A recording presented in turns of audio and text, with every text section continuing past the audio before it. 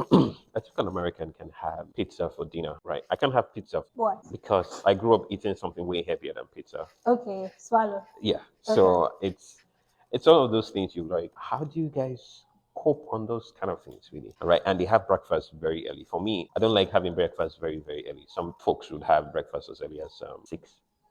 7. How? Hello, my name is Bukola, and this is the job series. My name is Kenneth, and I am a graduate student at the Georgia Institute of Technology, and currently I am doing my PhD in material science and engineering. How long is your PhD? It depends on how you get into the system at first. How you get into the System, yeah. So if you're coming through your master's degree, it Mhm. might take shorter period, maybe 2 or 3 years. All right. But for me, I'm coming through my bachelor's degree, so it's more like 5 years in that sense. Okay, does that matter if the master degree is from Nigeria or no? Um, Irrespective of where you get your master's from, all right, you still.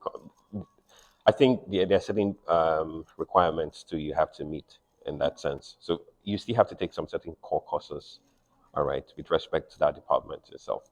So yeah, you still have to take some courses, but it might just be a year of courses. Then following following that, you have to focus on research itself. So that's Okay. the way it works. So you just mentioned what you were studying. Yes. So can you give an example of what you actually do? Okay, so I said material science and engineering really. Take for example a vehicle right now, like the Tesla, for example. Why Tesla? I just said that because that's Okay. what came to my mind really. Okay. So the body of it, more like the Cybertruck itself. All right. Now they said, Cybertruck. yeah, Okay, they said the so Cybertruck that's is yes, it's the latest release from Tesla, and Elon it said Musk. it's bulletproof. All right. Now, you have according to what Elon said, it said that the frame of the body itself of the Cybertruck is made of a special kind of stainless steel. All right.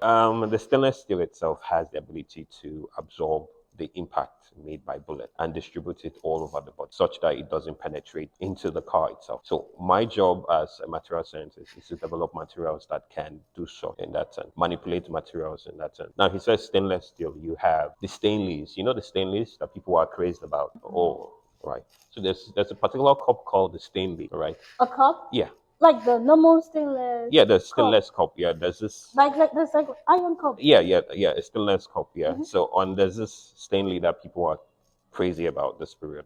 It has a straw, and it's a big cup, more like a mug in that sense. And people are Oh, I think I know what you're talking yeah, about. Like this stuff that people are getting nowadays. yeah. So it's called a stainless, really. And one of the things is that kind of material used to make that is Mhm. something related to what they use in making the Cybertruck itself. All Okay. right. So you know the impact of what the bullet itself can do. All right. So you knowing what the bullet can do, you have to design your material in such a way that it would prevent the bullet from having that impact in So that you sense. said bullet. Will Leo be tested by bullet, or is there like a test on fire too? Yeah, there'll be several tests in that sense when you have developed. Depends, right? So you want based off of where you want that material to function. All right, you design it in such a way that it works in that particular application. That's basically what I do. It's a simple. It's a lot more complex than how I explained it, right? But I could go into the medical field. I could go into aerospace. I could go into even your dentures, for example. If you have what's it called that you put in the teeth, braces. Oh, bracelet. Yes, so you can go as far as that itself. All right. So the mechanism at which that works, another story entirely, really. So it's That we're not going to go into. no, it's gonna be too much. It's like Yeah, we're not going to go into that. Okay. So you've been here. mm, Do you miss home? yes, I do. What part of home do you miss? I miss the food, all right.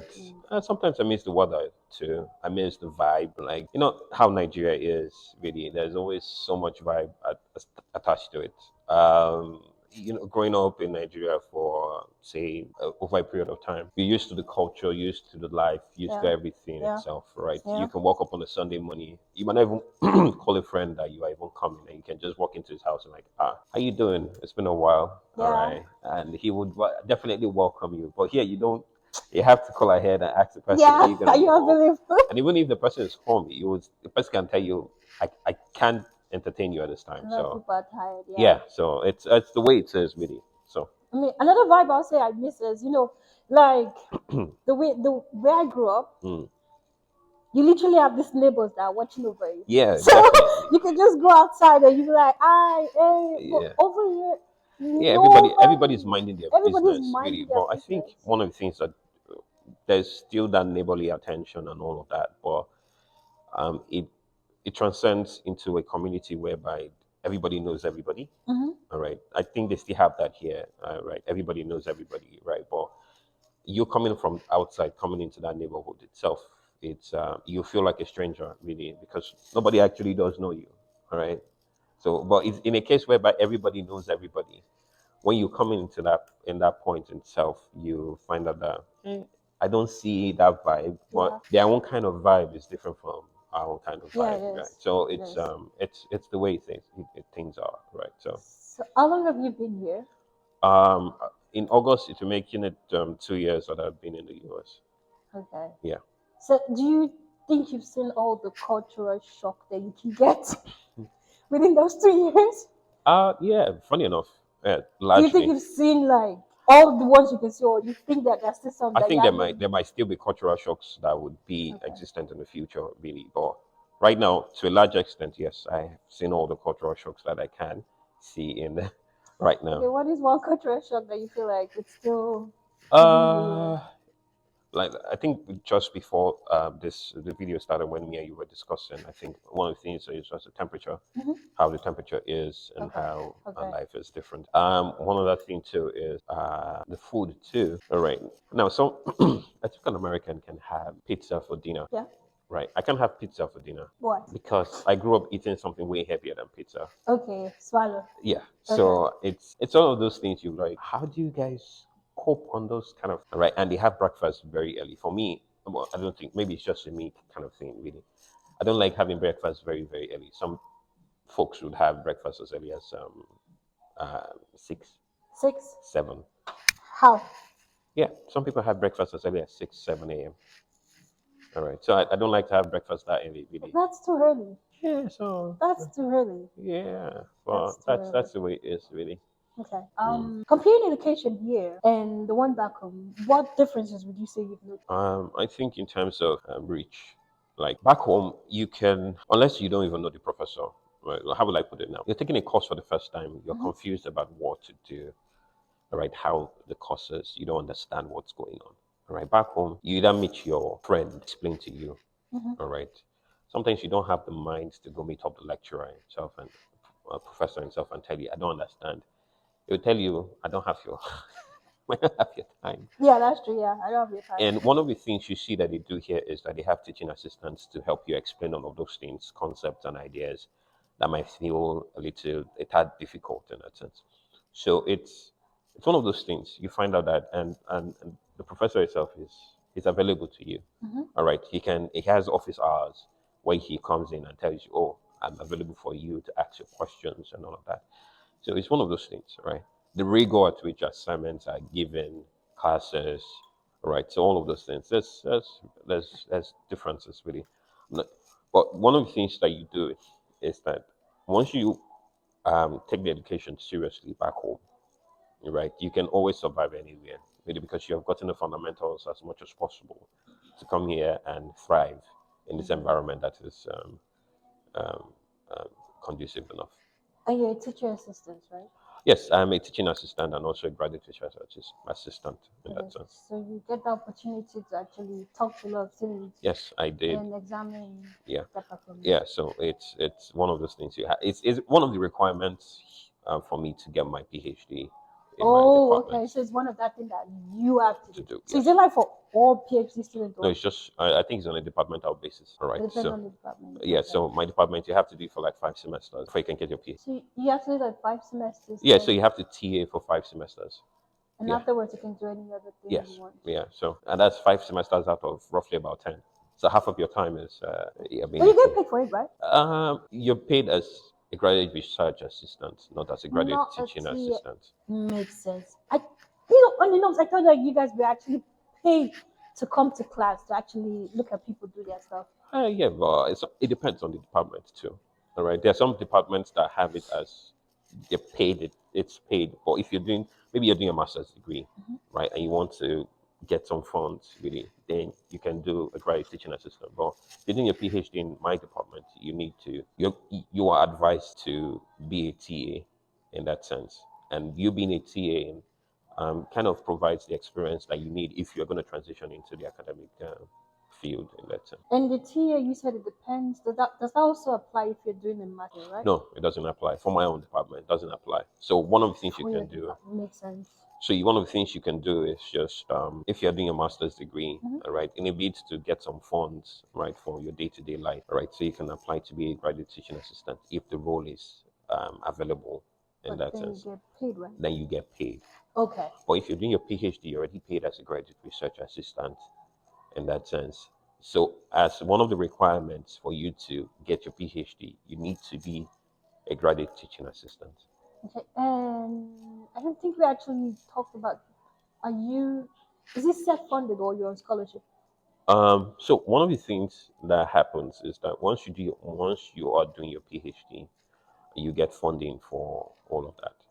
You get stipends and you get your school fees is paid. Then you do research also on it for all of those guys. Um, So that's another form of scholarship, right? yeah, Okay. yeah, Okay. Okay, that makes sense. That's good. yeah. Okay, so what would you say there's some stuff that you've actually seen in some students and that you've seen also back home that you feel like because in the house today, all this thing over the apple.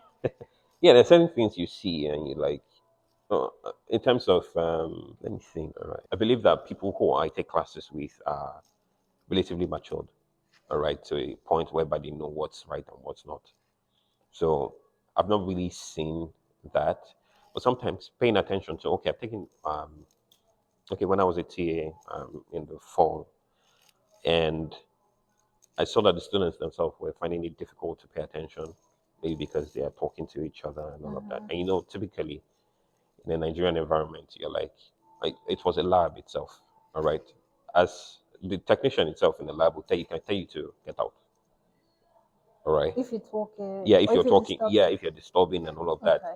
is explaining and you're not listening, he can tell you to get out of the lab, all right. And for that lab that day, you are not, your attendance is not marked, right? So it kind of affects you. So it's some of those things you look at and you be like, you can't take this back home, really, all right.